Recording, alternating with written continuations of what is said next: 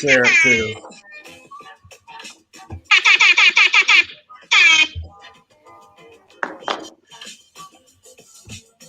We did it. We did it, everybody. We finally did it. LinkedIn was dumb enough to give us LinkedIn Live through Unicorn Finders. It's so good to see you all. Good morning. Good morning. I see people trickling in. It's so good to see y'all. Thank y'all for tuning in to Unicorn Finders. It's been a few weeks. Obviously, we have Jake. It's been crazy. And Dan. Jake obviously is really cool. We should all get those unicorns. Like that should absolutely be a thing. They're awesome. You should. Yeah. All right, boys. How y'all doing? Jake, how's Raleigh? Dan, how's Tampa? Not gonna lie, it's hard to breathe in the thing. So I have no doubt. That I can see that. No, I would like to wear that too when we get to go to a conference together. Yeah, that'd be pretty tight. We should. I'll get some of the unicorn stuff that they sell here in Tampa. I sent you all those pictures a few weeks ago. Yeah. Dan, how's the weather? Dude, it's fantastic. It's starting to warm up a little bit, starting to get to our hot time. But I was down in Key West from Thursday until Sunday. We had great weather down there. But Florida's booming right now. Booming. I love it. Explosive. I love it. Man, we were at the Hurricanes game last night. Sorry, Preds were there too, but wasn't really a point. And it was OT again. It's packed. Yeah, dude, it's packed. It's awesome. So loud. Freaking loved it. Well, everyone, thank y'all for tuning in. We definitely got some viewers now. Thank you for tuning in to Unicorn Finders. We're very excited because today's a special day. Today is the day that we have been waited for. We have been waiting on. Sure. For the last year. LinkedIn has finally allowed us to go live through our page. So this is going to be a thing now. We are going to be back to Wednesday programming, 9:30 a.m. Central, 10:30 Eastern, going live from our page. So y'all continue to be around on LinkedIn. Again, add us, comment us, let us know where you tune in from. So today we're going to go ahead and dive in. And we're talking about a topic that obviously we see, Dan, Jake, and I on our end, but also I know a lot of people see across the board, especially in tech. We're going to talk about jumping from a direct hire, permanent lifestyle to a more consulting-based lifestyle, contracting, freelance, whatever you want to call it. There's obviously a lot of different ways that you can freedom-based. So boys, I want to go ahead and dive in now. I want to hear y'all's thoughts, like general thoughts. Should people do it? Is it for everyone? Just want to hear your thoughts. So, Jake, if you want to kick it off, and then Dan, absolutely want to hear your thoughts on this as well. This is my fave. This is one of my favorite things. You know, technology is absolutely incredible, especially around software development, to allow so many people to kind of create what they want, whether it's their own product or their own time or their own career or whatever. And I just think it's absolutely fascinating to see that happen. So, the freelancer's guide to the galaxy with the Unicorn Finders is where we're at right now. And it kind of just depends on what you want. Technology, in my opinion, is probably the least risky way to go out on your own. Yes. Ever. Yeah. Because if you hate it after a month, or you are bad at sales and actually can't find another project, you can just step right back into and lose nothing whatsoever, as long as you didn't go down like a COBOL rabbit hole or something crazy on your freelancers thing. Totally happens. Or web probably web forms. Picking the right tech is still important. But if you're ever wanting to try to own your own business or collaborate outside of the man, that's it. Tech freelancing is it, right? Yeah. You can call us. We can look you up. Dan? Yeah, no, I think that Jake brought the fire. I think that the biggest thing to consider is that there's a difference between being a consultant and being on a contract than there is being in a permanent role, right? So I think where we can even lead this conversation is like, what are the differences, right? Like, from an accomplishment perspective, what are your goals, right? Like, your goals as a consultant or a contractor are different than your goals as a permanent employee. And I know that sounds silly, but your goal is two very different, sides of the business equation.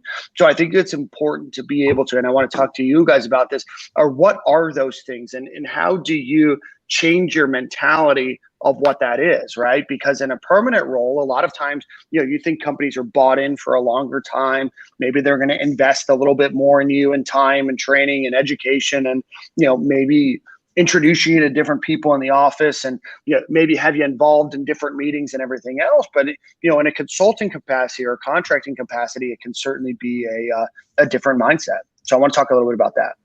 So maybe let's start with, how do you know you have the foundation to make the leap? You want to go down there, that round? Yeah, let's do it. What are things that a consultant or a person that's moving into a contract role from a permanent role should expect from the employee or from the employer, and then what should the employee expect out of themselves for that role, if that makes sense? All right. So here's if you're going not necessarily on your own, but going the contracting route, like through an agency or something like that, I think one of the greatest benefits around that is that you get paid every hour you work. And what I mean by that is that you could be salaried making $125,000, $150,000 a year and think you're awesome, but you work 60-hour weeks when you could be making $75 an hour and getting paid every single one of those hours. Or you could be asked to leave at exactly 40 hours and be like, yeah, just go on for the weekend. Sorry, you're at your 40 hours, and nobody's going to force you to stay because your bonus is on the line, your salary is on the line. So already, whether you're working for yourself or through an agency, you already have a lot more control of your own schedule. And if you don't have control of your own schedule, then you have impact to your bottom line personally, which I think is just huge, huge win. I think the big thing is it depends. And Dan, this is going a little outside what you asked, but I think it's really important to highlight is, I think if you want to dip your toes into consulting and freelancing, and I want to talk about consulting and freelance. A lot of things to talk about. I want to talk about consulting and freelance too. But when it comes to contracting in general, I think if you have an appetite of constantly learning new things, if you have an appetite or if you have a past history of getting into permanent jobs and kind of getting bored after 18 months, and if you have a passion for honestly kind of learning and meeting new people, like, I think contracting and consulting is for you. Because the biggest thing that I see is, listen, is it for everybody? No. But I also think, like Jake said, I think technology as a whole is a very safe umbrella to do it, because I even see people approach direct hire jobs like contract jobs, AKA take it and then keep looking around and see what's out there. So I think as an individual, you have to audit who you are and see what you're most interested in. And if you're most interested in, like, straight up, if job security and like 401k is like your thing, then you probably don't need to go anywhere. But if it's anything else other than that, and you boys can argue with me, if it's anything else other than that, then I think you need to look around. What's up? So again, we've talked about this before, is that job security is a fallacy in any company. I agree. The only real job security that you can have is two things, in my opinion: your network and your skill set. So that way, if you drop, you're going to drop. Cisco is an extremely large company that is financially viable and has employed thousands and thousands of people, and they have constant layoffs and rehiring cycles. Every one of those big publicly traded companies that would have the appearance of stability go through unbelievable amounts of cycles, right? So even so, it's kind of, you're consulting anyway, you're just getting paid less for it.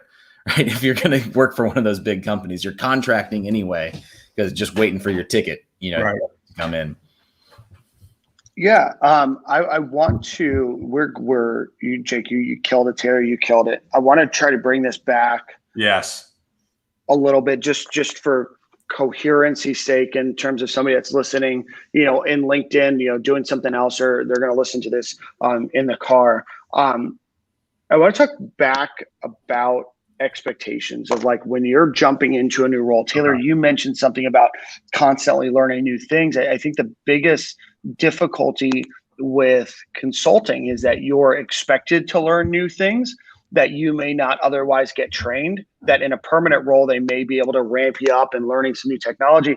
So there's going to be a requirement on your own to learn those new things, probably outside of the confines of the workspace. So True. that's a big, I think, an important thing, because, a lot of companies aren't going to hire you to do, XYZ technology if you've never done XYZ technology as a consultant, right? Because you're coming in and consulting on that. So there's to me, being a consultant and constantly wanting to do new, or that new shiny object language or whatever it might be, is there's going to be that pressure. You're going to have that pressure on yourself to make sure that you're upskilling yourself outside of the workplace, because companies aren't going to pay you as a consultant or contractor to like up. Oh, and there was a hurricane. Dan, you broke up. You were just like about to like lay the line, and then it just broke. So you said basically about learning new technologies and paying you, and then you went dark. Oh yeah, I said the companies aren't going to pay you if you're in a consulting capacity to upskill on their time, right? Like their expectation is going to be that you already have that. So you have to be able to go in and know that, as a consultant or as a contractor, that you're more of a line item on a budget than you are an employee for that company. That's a mentality. Yeah. I think if you want to jump into contracting, you got to be good with vague. Mm-hmm. Right. Yeah. I think that's the biggest thing that I see is if you are an individual, and listen, I get it. I'm that way in some areas of my life, and other areas I'm not. But like for me, I need it written out explicitly sometimes, and other times I can go figure it out. Depends on the day and depends on what I'm doing. Right. And so for me, it's incredibly important if you are going. So talking about expectations is incredibly important to understand that if you jump into contracting, you are going to deal with vagueness. Yeah, I mean, a lot of the people that are in the consulting space just have a specialty skill set to be able to see that's the pain point. Let's address that. Not the nicety, not the fancy thing, not the shiny part of the ideal. It's how are we moving the ball forward to have a quick impact, right? And it is a completely different mindset. We've had some people come onto our consulting team that have come from more of a traditional enterprise environment, and they have the tech skills, but their mindset still has to shift into I am now customer service, right? I am now in get it done, not necessarily get it perfect, right? Perfection is the enemy of progress, right? And how do you end up actually just making that get it over the goal line and be that accelerant? And there's some things where it's like, because of our experience, we can do it better than before, but we have to do it quicker. And we have to do it. I think also another thing too, for those of you who are watching, and again, Kishore, I appreciate all the comments, and contracting consultants get the opportunity to work in different companies and domains. Yeah, absolutely. Great. Here's another sell. Like you can get different industry experience, different tech experience, right? It's a constant fire. If you love learning, that is the way to go.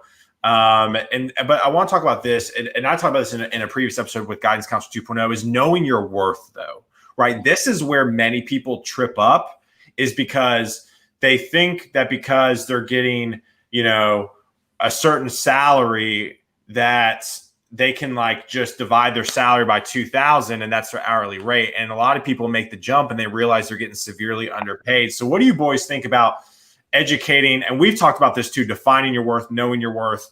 What are some thoughts with individuals and some tips and tricks for people to get educated on what to know what they're worth and all that jazz? Well, can I take it, Dan? Yeah. To your point, knowing your own worth, don't let other people tell you that the deal that you made and justified for yourself of what your value is wrong.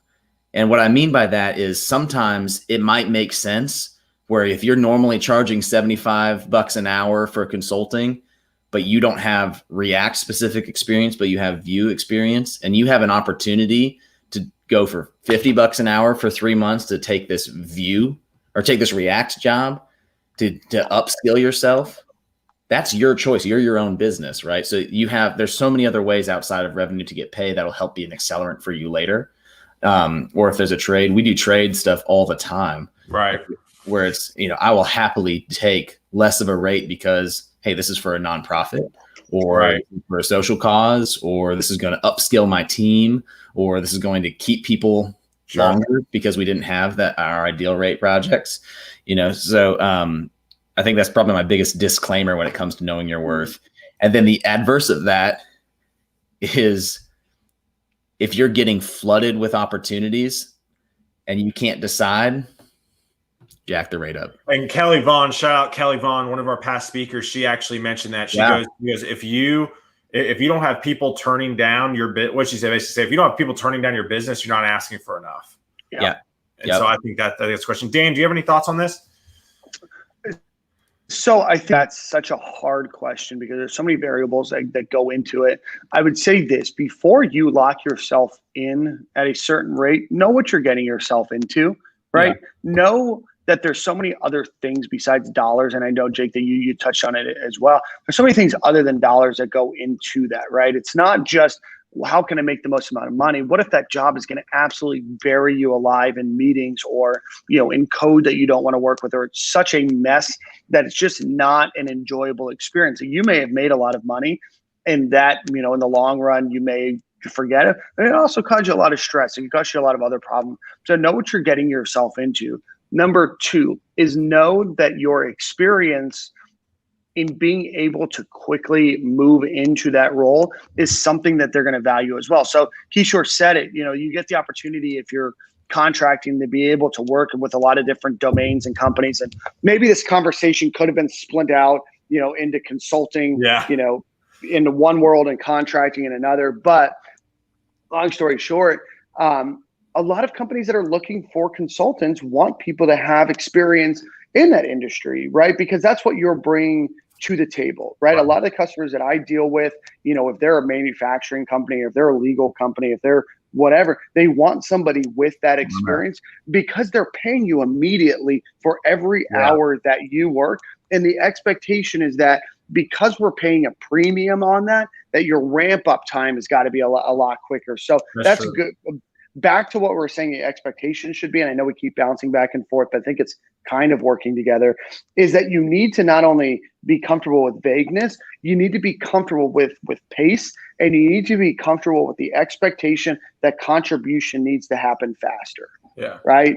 So I think a big component, to this conversation as well, is that a lot of those warm and fuzzies, that big pizza party that you have on your first day may not exist anymore. And you have to be okay knowing that that's not personal. This is a business transaction more than a, bringing me into a family type of deal. I think that's good. If you're if you're really big on lone wolf stuff, if you don't mind being alone. I think that's good for you. But if you really need the pat on the backs and stuff, that's something you have to check yourself. And again, for those of you who are watching, definitely ask us any questions you may have with contracting and contract to hire, direct hire, making a jump. What does that look like? Let me ask you all this.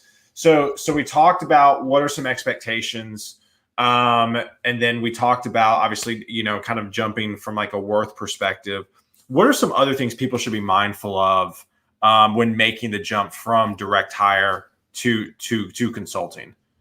To me, one of the biggest pitfalls that people fall into is that collections.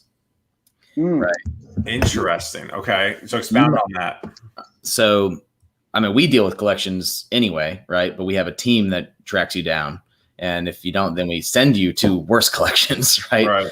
But if you're an independent and you're doing something without a contract and you just as a, $75 an hour, and you get all stoked because you were only making $90K and all of a sudden you're making $75 an hour on your own project and you don't get any of that money up front, and that's a small company or a large company, you didn't get anything signed, there's a very, very good chance that you will not get paid accurately or that you will have your hours disputed. I don't know what a percentage is, but I think it's pretty darn high. So what I recommend when you're first starting out is a retainer based work. So say you are going to charge $75 an hour. You could give them it's $10,000 to start the work. And then that $75 an hour eats into the $10,000. Right. So that way you can get paid up front. And I think that that's probably the safest way if you're dependent on those finances. Because not everyone is right out the gate. But if you're dependent on those finances, that's probably the safest way to cover your butt while being a small business and an independent. Go ahead, Dan. No, I think that Jake, you made a really good point there. Is collections. If you're going into consulting and you're doing it on your own, make sure that you're knowledgeable of taxes, of what that looks like, right? Because you're now responsible for yourself, right? You no longer have that employee piece, right? And we're talking about pure consulting, you to another company. If you work on, a W-2, your employer is paying half of your tax liability for business tax. You are now responsible for all of that. So remember that $75 an hour doesn't have, a lot of that withholdings that you're used to expecting. So take that into consideration as well, because you're about a 7.5% increase in taxes right off the bat. And going up. Don't forget that. Yeah. So let me Actually, I take it all back. Don't go out on your own. Taxes suck. Forget it. Yeah. Where you are. Yeah, taxes suck too, especially if you mess up even on the W-2 side. Anyways, so the last thing that I want to go over as we wrap up, and with this, we're all over the place. So I think we're going to probably have this again next week because there's so much to kind of unpack here, and we're obviously hitting this very high level. What's the difference between contracting and freelancing? That's my biggest thing, right? Because in my opinion, contracting is you're through a vendor. Your W-2 kind of, or 1099, but you're working through a vendor for them to place you. Freelancing, in my mind, means you're off on your own. What are y'all's thoughts on that? Same. Yeah, Okay. I mean, I would treat it no matter what you're doing. If I'm contracting through an agency or I'm freelancing, as in I don't have the cover of an agency that found the business and did collections and pays me, you still need to treat yourself as a business. You need to track expenses. You need to do, you need to set yourself up for your own benefits if you're going to be, through your own LLC. You need to make those plans, and then you need to be aggressive around your next project. Make a plan and build out your calendar and build out your workflows and diversify yourself across different industries if possible. Just you're your own business, no matter what. Remember that comes with a lot of other expectations too for yourself. Business development for yourself, taxes for yourself, upskilling and training for yourself. There's a lot that goes into it. That does take time, right? There's bookkeeping, there's chasing down invoices, there's collections, there's administrative, there's filing with the Department of State. There's a lot of other things that go into it as well. Yeah. Good. Well, boys, this was a good one. Y'all, thank you for tuning in. Becky, Faith, Kishore, Kathia, thank you so much. Tomorrow, live, 9:30 a.m. Central. What is ML? What is NLP? Huh? Is learning. Right, I got that. I'm just saying that's what we're going to talk about. Dang it. So tomorrow, with a good friend of mine, Tim Dobbins, he's an absolute rock star in the NLP space. So we're going to talk about that. Get a little techie tomorrow, but it's going to be a good topic. So see y'all again tomorrow morning, 9:30 a.m. Central on our LinkedIn page, because we now have LinkedIn Live. Boys, thank you again for obviously hanging out with me today. I appreciate your friendships a ton. And y'all, thank you for tuning in to Unicorn Founders. We'll see y'all tomorrow.